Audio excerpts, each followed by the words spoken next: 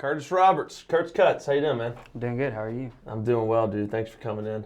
Appreciate y'all having me. Yeah, dude. So usually how we start these is just I want to know about your business, but rewind. How'd you get here? When did you start the business? Why did you go into lawn care? Just kind of give us the full rundown, kind of some background stuff. Well, I've been doing lawn care since I was about 15. Okay. I had a family friend that owned his own lawn care business, and when I was in high school, he just kind of wanted to help me out. Worked with him a few days a week, and graduated high school. Started going to community college, and I was still working for him at this point. And I started asking a lot more questions, like price points, like what are you charging for this client? How do you deal with this situation?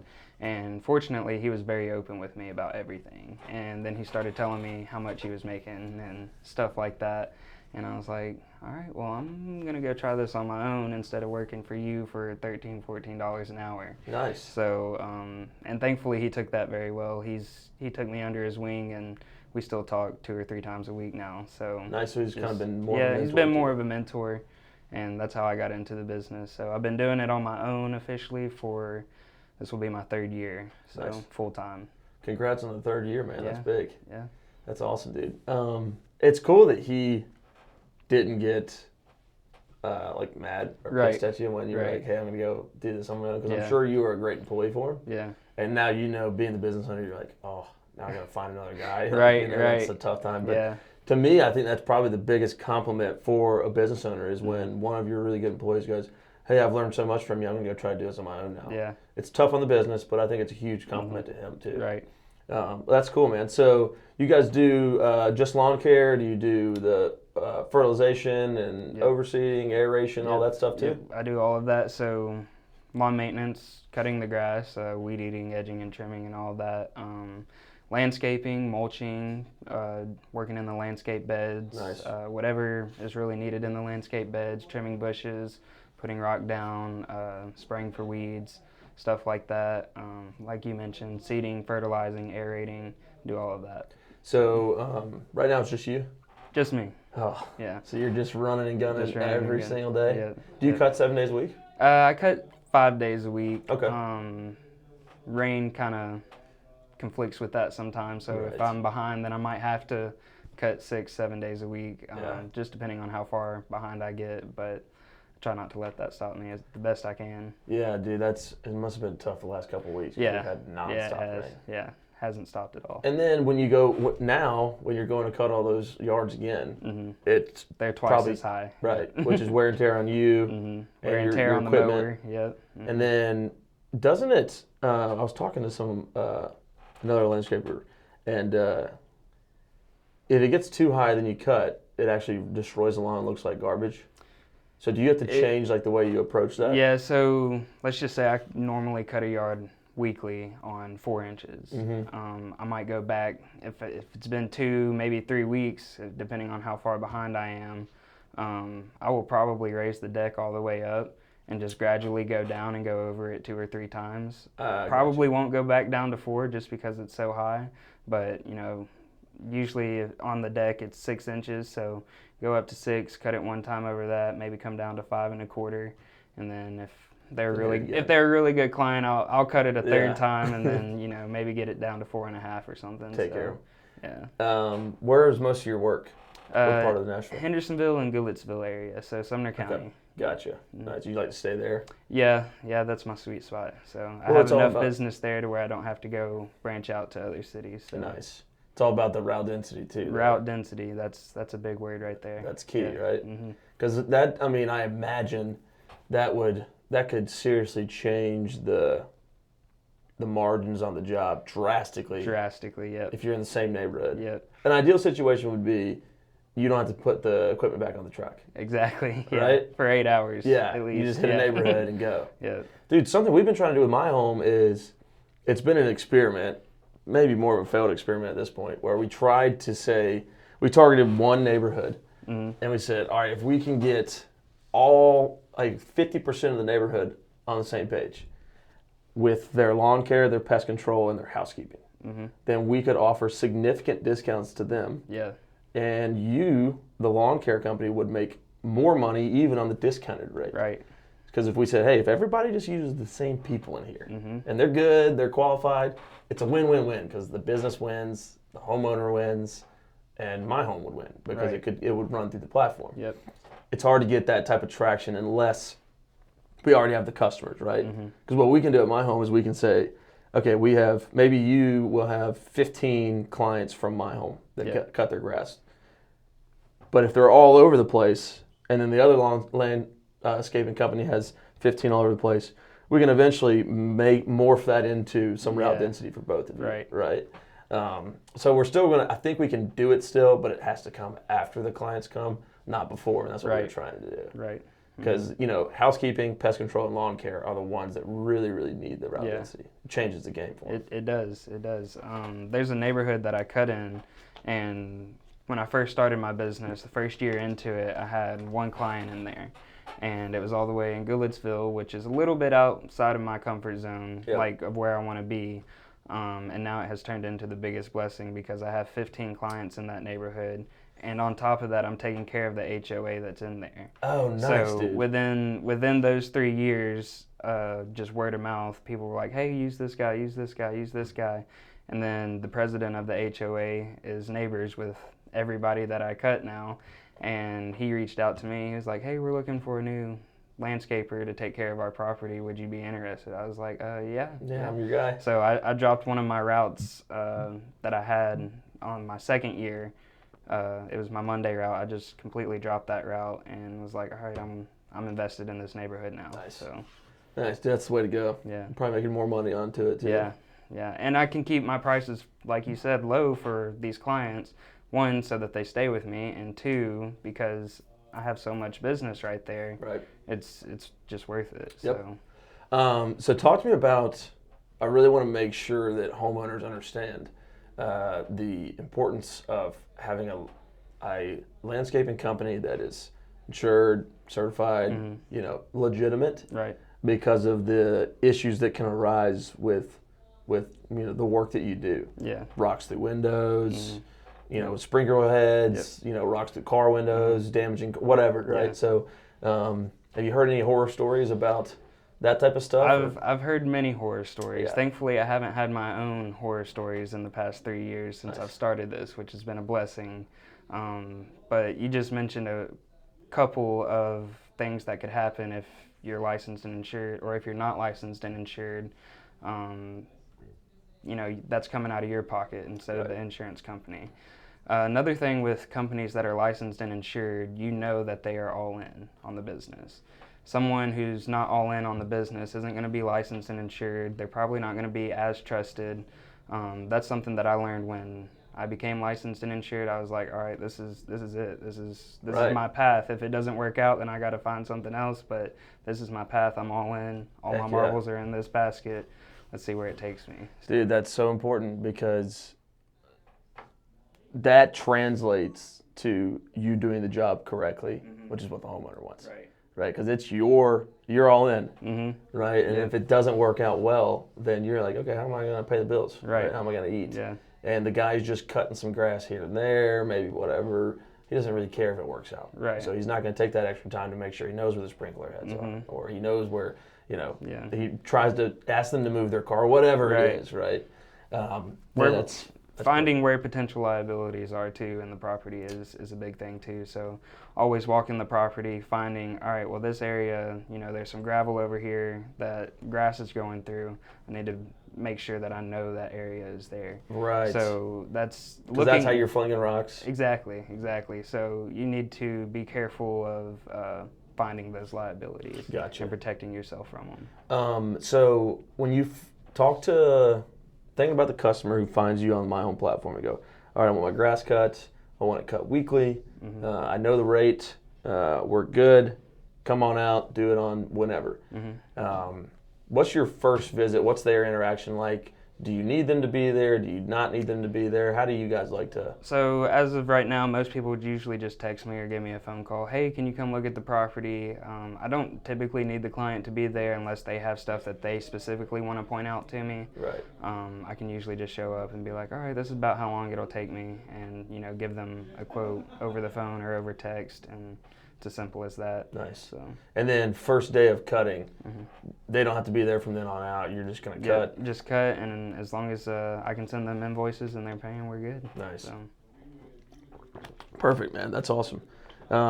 What's the seasons like? You do more landscaping in the fall and spring, then obviously cuts through the summer. Right. What's you guys' seasonality look like? So spring is obviously the busiest time. Right. Everybody needs their yard cut. The grass is growing like Does that start crazy. around April? It's different every year. Okay. Sometimes it's middle March, sometimes it's early April. It just depends. But something that I learned this year is I had everybody cut at least once by the first week of April. So, but that it changes every year. So it changes if we have an extra rainy, right. first quarter of the year or whatever. Yep. Okay. And then on top of everybody's grass growing like crazy in the spring, everybody's got spring fever and they want a bunch of landscaping done for their home to make it look good. So during the spring, I probably am working 6 to 7 days a week just because of all the landscaping jobs that are coming in. And those are longer projects. Those are longer projects. That's usually what I save for Saturdays. And now I have a specific day on Mondays to go do the landscaping projects. So. And is that typically like mulching? Yeah, mulching, like trimming bushes. If they want to, create a bed on the side of their house, like a mulch bed, Cool. where there's just grass, you just go in, dig it up, spray it, and then do whatever they requested. So. Dude, so do you put, because I got to mulch this weekend, and I've mulched I think it was a year ago now, last summer. And it was good for a little bit, and then we just had weeds come through and all that stuff, and then I got lazy with it, and then we got weeds everywhere. Yep. Do you put, do you recommend on a mulch bed putting any fabric down? So that is a great question. A lot of people I have gotten into arguments with over this. Really? So okay, this is all right, sweet, because this is purely selfish, because I'm contemplating doing it or not. I would recommend not. And Really? there's going to be people that disagree with me and, take it for however you want. Long term, the fabric is not going to work. The fabric will keep the weeds down for probably 3 or 4 months. Okay. And then they'll either start to grow through them or new growth will start to grow on top of the fabric. So whenever you're cutting and, just a blade of grass gets in the mulch bed, that can germinate and, create other issues for the mulch bed. So long term, it doesn't work. Short term, it's probably good, like if you're going to be selling a home and you don't know how long it's going to be on the market and you want those weeds to stay down. You're not going to maintain it. Right. So that's the biggest issue. But if it's your home and you plan to be living there 5, 10, 15 years from now, it's really just a maintenance thing. Get out there and spray it. Get out there and pull them whenever you see them. Okay. It's just a maintenance So just don't be lazy. Yeah, just don't be lazy. Like I was. All right, so this is purely selfish now. I'm just going to ask, what weed killer do you recommend? Or what or does it matter? I've had good. They've all been good. Yeah. There's not really one out there that stands out to me. A lot of clients tell me not to use Roundup just because of the whole cancer thing or whatever. So I use Spectricide. Okay. That's what I use, but I think all of them, they pretty much do the same thing. So. Nice. Okay, so if my grass is absolute shit right now, when should I aerate, overseed, fertilize? What's that calendar year look like? You could probably still do it right now. I could still overseed? You aerate? You probably could. And in what order do I do everything? So first you want to cut your grass. Okay. You want to cut it as low as you possibly can. Okay. I gave my mower to Ken, so I don't know. I just weed eat. I got a tiny yard, dude. Yeah. So. Okay, so you'd want to cut it as low as you can. Immediately after that, aerate it and seed it, fertilize it, and then water it. Okay. So that's the biggest key that I tell my clients. After I come aerate, seed, and fertilize, it's on you now to water it. Like I can't stand here. I can't come to your house twice a day to water your yard, Right. So that's the biggest thing. So after that, how often should somebody water it? Twice a day? Probably twice a day. About 30 minutes twice a day. Okay. So. Okay, nice. And then if it's raining, typically in the spring, you probably don't have to water it twice a day for 30 minutes. Right. During the spring, just because we get so much rain in the spring, but that's what I would recommend. Okay, so. Nice. When we have a company called Plant Savvy on the platform. They do interior plantscaping. Yeah. a lot of commercial and residential work. She says that the biggest thing people mess up in taking care of their indoor plants is overwatering. Mm-hmm. Is that possible with grass, or is it just like water the shit out of it? It's not really possible. I wouldn't overwater it. Right. Per se. On purpose. Yeah, right? on purpose. But it's not something you should be worried about. It's not something you should be worried about. Okay. I mean, we get floods and grass still grows through the floods after fine. the flood is gone. So Yeah. Okay. Grass is pretty resilient. yeah. Unless you're like burning it, Yeah. right, or like fertilizing it. Unless there's one specific spot that you want to grow and you can't get it to grow, that's when it's not resilient. But what's usually the problem there? There Soil? could be many factors. Okay. Soil is probably one of them. What's underneath the soil? There's like clay. Yeah. So And we got a lot of that here. We do. Yeah, we do. So a lot of rocks too. right. Yeah. Yeah, I dug up my couple years ago. I put in a retaining wall in my backyard by myself. Never done it before. I just rented a skid steer and just started digging. Just started digging. Yeah, dude. And it actually turned out freaking awesome because I took my time with it. I just watched a ton of YouTube videos. But it took me like 6 months because all I did was work on the weekends when I wanted to. So for the longest time, I just had a clay backyard. But I noticed that there's only about, when I dug through, because it was a hill, right? So I dug through here. So you could see the different levels of soil and what it was. We only had about like 6 inches of actual soil, and it was pretty bad soil. And then it was just that clay stuff. Right. So it's like, where I dug out is now just clay. So the grass really, really struggles to grow anything other than just like weeds. Right. You know? So in that case, it's probably the soil. Yeah. And there's nothing I can really do to it because it doesn't have a good bed to grow on. Yeah. Yeah. So I'm just screwed. Unless you just dig it all up and put brand new soil in, which would cost a lot of money. Yeah, exactly. Man. So what's a big differentiator for you guys? You know, when customers have a lot of choices, right? What makes you guys different? Why should they choose you? What makes y'all, the company to go for? Trustworthy. That's the biggest thing that I have with a lot of my clients is building their trust, building that relationship. And once that relationship is there and they know that you're going to take care of the property, it's really hard for the client to go try and find somebody else. Right. Even if it's if somebody else quotes $10 under me a week, so that client could potentially be saving $40 a month, but they don't know the other guy. They don't have the trust with the other guy. So that's what makes it really hard to transfer businesses. Right. That would be the biggest thing. Quality. A lot of businesses, I say businesses, but a lot of other one-man crews, something that I found with them is they don't typically care too much about the details of the yard. They just go cut it because the client wants it cut, and that's it. Mow and go. So mow and go. That's what I call it. Edging the sidewalks, edging the driveways, taking care of the plant beds. I go ahead and throw that into my price as well. Just give them that option, like, hey, for an extra $5 a cut, I'll make sure weeds are never in your mulch bed.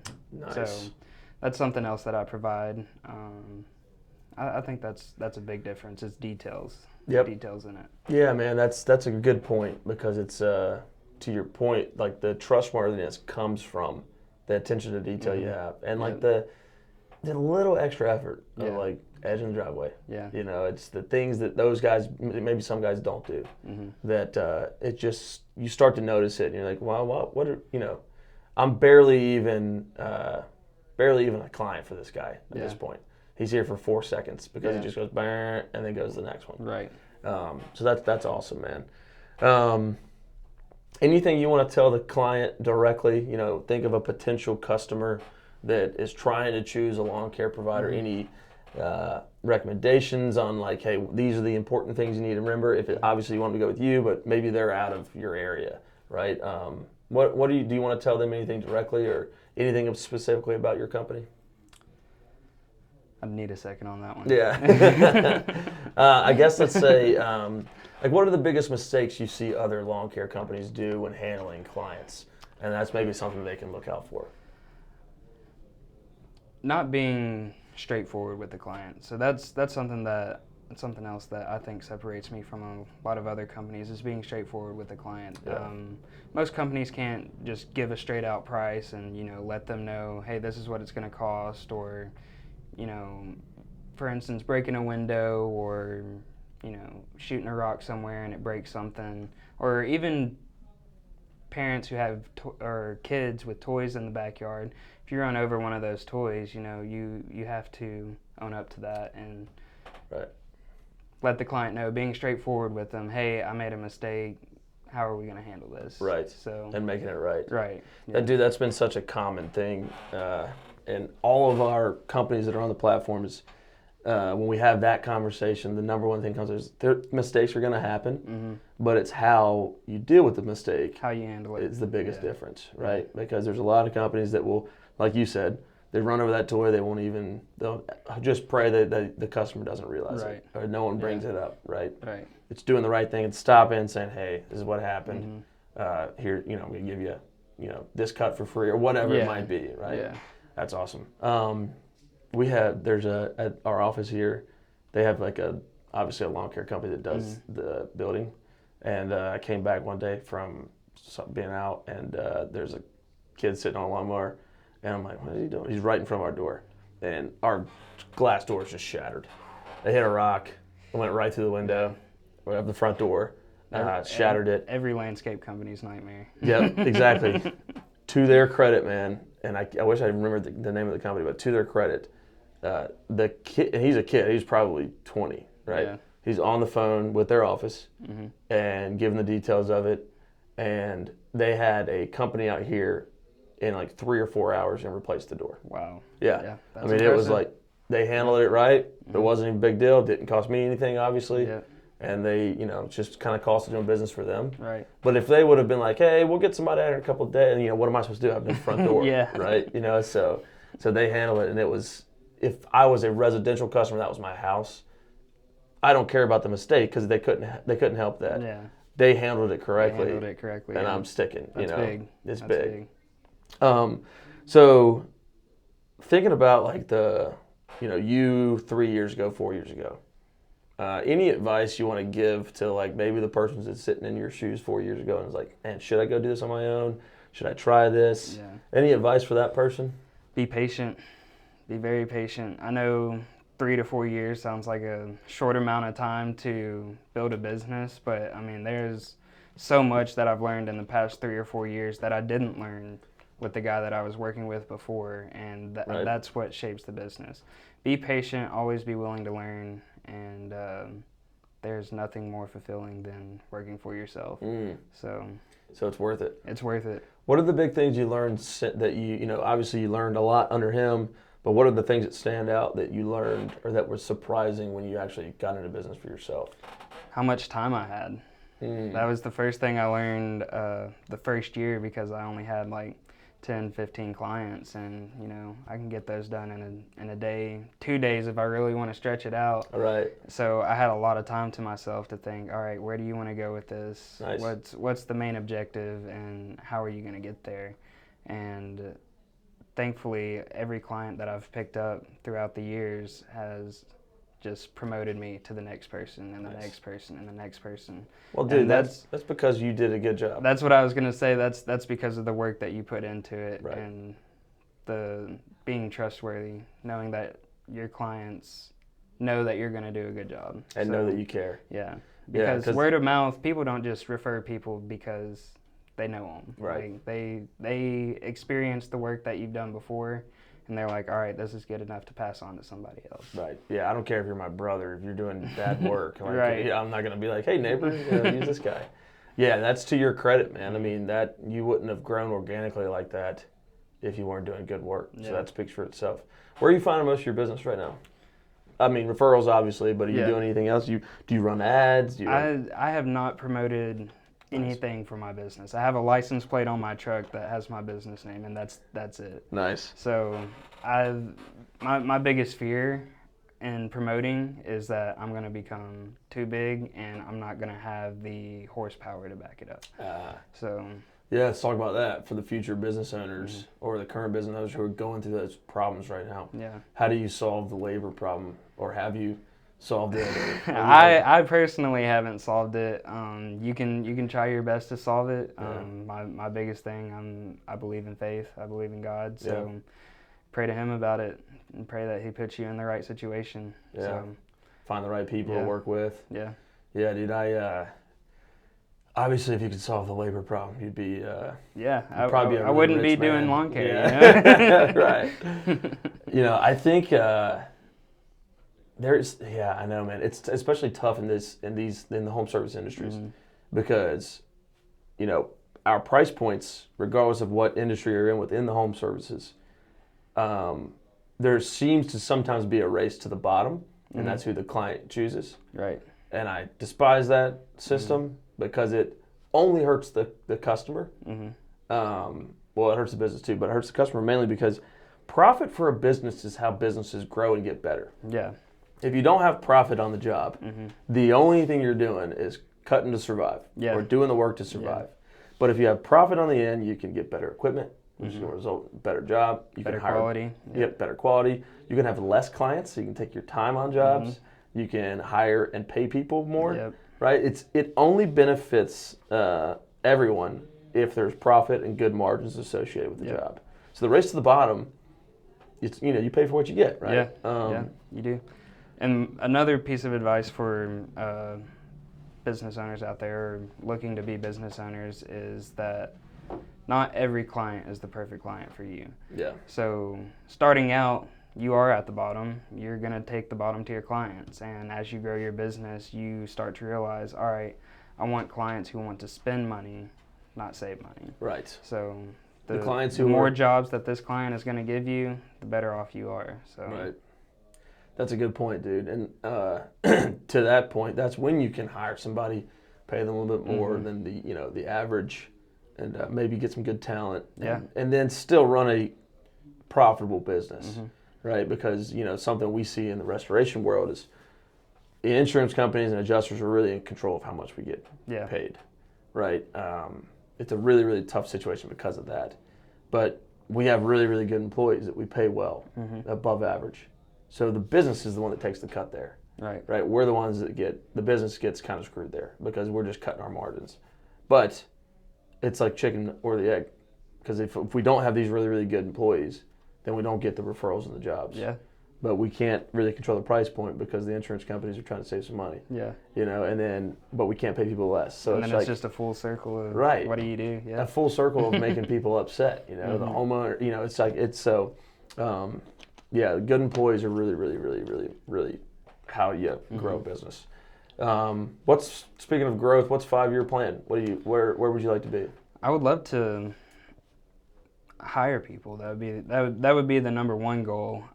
If that is not the path that I am led to, then growing my business financially but not physically is another big thing for me. So stepping into the commercial world is a major way to grow a lawn care business. Yeah. So commercial properties, they give you the entire property to take care of: landscaping, mulching, aerating, seeding, every job you can think of in landscaping. They're guaranteeing you that.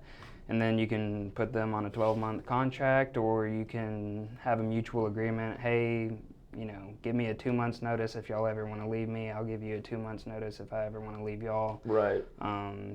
Just stuff like that. Nice. That can grow your business.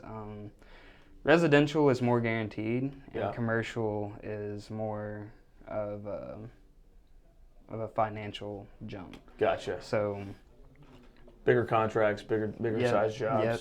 And then when those contracts leave and go somewhere else, Yeah, and then that's why you'd like the 12-month contract. Exactly, and that's why you keep your residential clients too. Residential keeps the lights on. You keep the lights on, Gotcha. And then the commercial is where you can. But I would imagine you need employees. Right. That. Yeah. That's another thing, because you're talking about big jobs, probably all day at one location. Yeah. So the HOA that I take care of, that's considered a commercial property. Gotcha.